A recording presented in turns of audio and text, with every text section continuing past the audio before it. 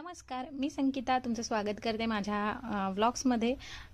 तर आज मला तुमच्याशी एक खूप चांगला मुद्दा शेअर करायचा आहे, जो की आज पहिल्यांदा माझ्या बाबतीत असं घडलं आहे आणि त्याचा मला खूप ह्याच्या आधीसुद्धा घडलं आहे, पण माझ्या जवळ राहून मी ती कामं केलेली आहेत, त्यामुळे मला त्याचं इतकं असं कौतुक वाटत नव्हतं. आणि आता मी कोल्हापूरमध्ये आहे आणि मला तुमच्याशी एक मुद्दा शेअर करायचा आहे, जो की मला आवडेल तुमच्याशी शेअर करायला. कोल्हापूरमध्ये मी असताना मला एका गाण्यासाठी कॉल आला होता आणि त्यांचं म्हणणं असं होतं की आम्हाला तुमच्याच आवाजात आमचं गाणं रेकॉर्ड करून पाहिजे, जे की त्यांच्या लग्नासाठीचं होतं. आणि मला कोल्हापूरमध्ये अशी ओळख नाही आहे कोणाचीच की कोणता स्टुडिओ असेल आणि मी तिथे जाऊन लगेच ते गाणं त्यांना देऊ शकते करून. त्यांचा ट्रॅक वगैरे रेडी होता, फक्त मला माझे व्होकल्स त्यांना द्यायचे होते.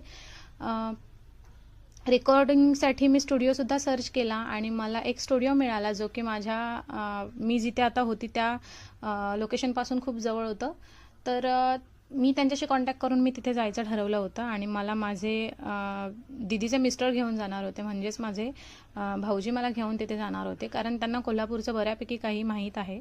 इथे मी सगळं अद्वैताची तयारी केली होती, खाण्याची वगैरे, तिचा खाऊ जो असेल किंवा अजून काही गोष्टी असतील तर त्या मी तिथे रेडी करून ठेवल्या होत्या सगळ्या. आणि मग मला दुपारी जायचं होतं.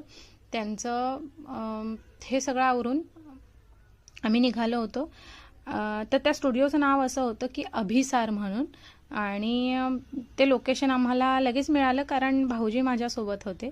मला इथे हाच एक मुद्दा सांगायचा आहे की आपण एखादी जेव्हा कला जोपासतो किंवा आपल्याला कोणती आवड असेल, कोणते छंद असतील, तर ते आपण आपल्या मनापासून जपतो किंवा आपण त्यांना फॉलो करतो. तर मी ज्या आत्ता सध्या क्षेत्रात आहे त्याची मला आवडसुद्धा आहेच आणि माझी हीच कामाची पोचपावती आहे की जेव्हा ते म्हणाले की आम्हाला तुमचाच आवाज पाहिजे असं. आणि